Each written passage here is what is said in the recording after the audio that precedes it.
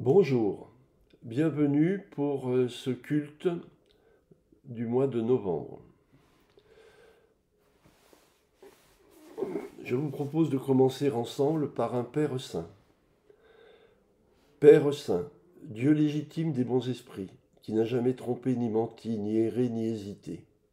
Par peur à venir trouver la mort dans le monde du Dieu étranger, car nous ne sommes pas du monde et le monde n'est pas de nous, donne-nous de connaître ce que tu connais et d'aimer ce que tu aimes. Amen. Le prêche de ce mois-ci porte la question « Où est Dieu ?» J'ai conscience du caractère iconoclaste de cette remarque. Pourtant, je ne peux m'empêcher de me la poser quand je vois combien ce monde semble fonctionner sur le concept de l'élimination de Dieu. En effet, le mal est omniprésent et le monde souffre de nombreuses imperfections sans que l'on puisse dire clairement qui est responsable de cette situation. Pourtant, il est courant d'entendre les rescapés d'une catastrophe humaine ou naturelle remercier Dieu de les avoir épargnés. Faut-il en conclure qu'ils pensent que ce dernier est responsable de l'événement ou seulement de leur salut? Et que dire des religions qui font de Dieu le facteur, créateur du monde au sens large, tout en le considérant comme absolument parfait? Qui est Dieu? Au point de vue cathare, nous avons déjà tenté d'apporter des éléments de réponse à cette question. Un croyant définit Dieu comme une entité spirituelle omnisciente, omnipotente et bonne. D'un point de vue cathare, les choses sont encore plus définies. Dieu est le principe du bien, c'est-à-dire l'origine du bien absolu, inaltérable et éternel. Il dispose de l'être, ce qui l'élève au-dessus du simple état principiel, et en fait le seul et unique vrai Dieu. Qu'en pensent les autres? Les judéo-chrétiens en font le créateur du ciel et de la terre et ils considèrent qu'il nous a créés à son image. Cela interroge. Comment un être totalement tourné vers le bien, omnipotent et omniscient, peut-il être à l'origine de créations imparfaites, indifférentes aux maux qu'elles causent, voire volontairement tournées vers le mal? La réponse de ces courants religieux chrétiens est que le mal est dû au péché originel. Mais comment expliquer le mal antérieur à l'homme? Plusieurs extinctions massives des espèces vivantes se sont produites avant même que l'homme n'apparaisse sur Terre. La dernière et plus connue a provoqué la disparition des dinosaures voici 65 millions d'années. Le péché originel ne saurait être incriminé. C'est bien le caractère chaotique et imprévisible de la création de ce monde qui favorise et provoque des cataclysmes responsables de ces catastrophes dont rien ne nous dit que la prochaine pourrait être à l'origine de notre propre disparition. Les hommes sont capables du pire comme du meilleur, et l'actualité récente nous le confirme malheureusement de façon claire et indiscutable. Comment imaginer que Dieu ait pu nous créer à son image? Ou alors ces religions auxquelles nous pouvons ajouter l'islam et le judaïsme considèrent que Dieu serait comme nous capable du pire comme du meilleur, ce qui invalide totalement l'idée princeps que l'on se fait de lui. Il ne serait plus la référence absolue du bien inaltérable et éternel comme cela a été mis en avant dans les religions polythéistes, qui faisaient des dieux des entités supérieures, certes, mais dotées des mêmes qualités et défauts que l'humanité. Il va sans dire que les cathares s'opposent fermement à cette idée, ce qui explique qu'ils aient énoncé la réalité d'un principe du mal, dépourvu d'être et seul responsable du mal dans une création imparfaite et corruptible dont il est le seul auteur. Pourquoi le mal? Si certains philosophent sur le fait que le mal est indispensable au bien, on est en droit de chercher un peu plus loin. Un ami philosophe, Yves Maris, disait avec une pointe d'humour que le mal c'est ce qui fait mal. Certes, mais cela ne nous fait guère avancer. Pour sortir des schémas anthropocentriques et géocentriques, voyons comment analyser le mal. Il y a le mal qui ne doit rien à l'humanité, comme la chute d'un corps céleste ou une éruption volcanique, et le mal que l'on peut attribuer à l'homme, comme les violences individuelles et collectives ou le dérèglement climatique. Mais dans le cas des maux que l'on impute à l'homme, nous pouvons rétorquer que si l'homme est à l'image de Dieu, c'est ce dernier qui doit porter la responsabilité de ses actions. En fait, la question qui se pose est de savoir si le mal est inéluctable et indispensable à l'univers. Sans la violence du Big Bang et ses conséquences sur les matières et les gaz qu'il a libérés, jamais les étoiles et les planètes n'auraient pu apparaître et s'organiser en galaxies. La violence de la nature modèle la Terre et sélectionne les espèces pour favoriser les plus aptes et pour terraformer notre monde qui est devenu humainement viable grâce à ces bouleversements. Il est donc raisonnable de considérer que le mal est indispensable à la création et, d'une certaine façon, qu'il lui est même consubstantiel. C'est d'ailleurs ce que pensent les cathares. Mais au lieu de faire le grand écart en l'attribuant directement ou non à Dieu, ils ont eu la cohérence et la logique de considérer que cet univers était la création du démiurge, le deus ex machina du principe du mal. Alors si l'univers est la création du mal, la question qui se pose est de savoir où est Dieu. Dieu est un anachronisme en ce monde.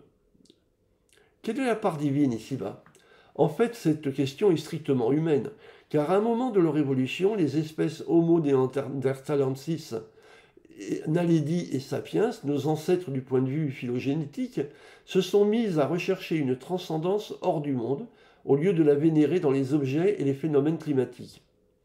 Ce changement psychologique, même s'il obéissait aussi à des impératifs mimétiques liés au regroupement des cellules familiales nucléaires du Paléolithique, signe une modification sélective et profonde d'espèces pourtant déjà installées depuis longtemps. Pour les cathares, cet instant signerait possiblement l'infusion d'une part de l'esprit unique, émanation divine, créant de fait un composé humain comportant d'une part un corps et un système d'organisation appelé âme humaine, et d'autre part une parcelle spirituelle issue sans être séparée de l'esprit unique que j'appelle l'Esprit Saint, pour ne pas le confondre avec le Saint-Esprit consolateur. C'est cette infusion qui a donné à ces animaux terrestres des capacités nouvelles qui leur a profité sur le plan intellectuel et organisationnel, même si sur le plan pratique, elle leur a plutôt compliqué la vie, contrairement aux autres inventions précédentes comme la bipédie et la taille des silex. On retrouve cette idée dans un film de science-fiction 2001, l'Odyssée de l'espace, où l'on voit un groupe de singes en compétition plutôt défavorable avec leurs congénères, découvrir un monolithe noir et lisse de forme parallélépipédique dont le simple contact favorise leur évolution intellectuelle. Si c'est cette infusion spirituelle qui fait de nous ce composé humain, à la fois issu du mauvais et du principe du bien, c'est que Dieu n'est pas impliqué dans ce monde, ni même dans ce qui fait ce principe malin. Comme le disent les cathares et leurs prédécesseurs, Dieu est étranger et inconnu dans ce monde. Cela explique que les hommes échouent systématiquement à imaginer que Dieu puisse avoir quelque responsabilité dans l'existence du mal. À la recherche de Dieu. Si les hommes sont sans cesse à la recherche d'un Dieu perceptible, c'est sans doute parce qu'ils ont conscience qu'ils sont issus d'un ailleurs indéfinissable, où Dieu serait la référence unique. Comme le disait le poète, l'homme est un Dieu tombé qui se souvient des cieux. Cela pourrait expliquer que nous soyons si fortement attirés par l'hypothèse d'une vie extraterrestre, sous la forme d'êtres qui seraient à l'origine de notre création, ou qu'ils seraient débarrassés de nos tares congénitales et que leur sagesse pacifique les aurait portés à un niveau de savoir tel qu'ils viendraient à nous pour en partager une partie. Mais notre nature étant ce qu'elle est, nous imaginons aussi qu'ils puissent être désireux de nous éliminer pour profiter des produits de notre planète, ou qu'ils se soient fait passer pour Dieu afin de nous manipuler, comme cela est proposé dans le film Stargate, la porte des étoiles. Pardon. Mais nous commettons l'erreur géocentrique la plus commune qui est d'imaginer que l'univers où nous vivons et celui où est Dieu sont séparés d'un point de vue dimensionnel. En fait, comme essaie de le rendre le film de science-fiction Interstellar, nous devons considérer que l'empire divin n'est pas soumis aux dimensions que nous connaissons et qu'il est à la fois autour de nous et en nous, puisque la parcelle d'esprit unique qui donne à notre corps prison l'illusion de la durée reste indissolublement rattachée à son origine. Dieu n'est donc ni dans ni hors du monde, il est ailleurs. Le bien et le mal sont étrangers à Dieu. Une fois posée cette hypothèse, nous devons nous demander si malgré son éloignement, Dieu peut avoir une influence sur ce monde. La réalité est claire. Dieu ne peut agir contre le mal pour la bonne raison que le principe du bien et celui du mal sont tous les deux totalement étrangers l'un à l'autre et ne peuvent agir dans la sphère d'influence de l'autre, car ils sont dépourvus de ce qui est l'essence de l'autre principe. Dieu n'a pas de mal à opposer au mal, et le mal ne peut interférer sur la part divine qui est prisonnière ici-bas. Dans ce monde, le bien et le mal sont toujours relatifs. Un mal peut déboucher sur du positif, un accouchement par exemple, ou bien peut déboucher sur du négatif, gagner au loto par exemple. Or, Dieu n'est pas relatif, il est absolu. Il est donc étranger au mal dans ce monde et même au bien relatif. Cependant, il faut introduire une nuance à mon propos démoralisant. La parcelle divine qui est notre fond réel, même enfermée dans cette enveloppe de chair et soumise aux agissements de l'âme mondaine qui cherche à l'empêcher de revenir à Dieu, peut s'exprimer quand elle parvient à supplanter ses contraintes. C'est peut-être exceptionnel ou plus régulier.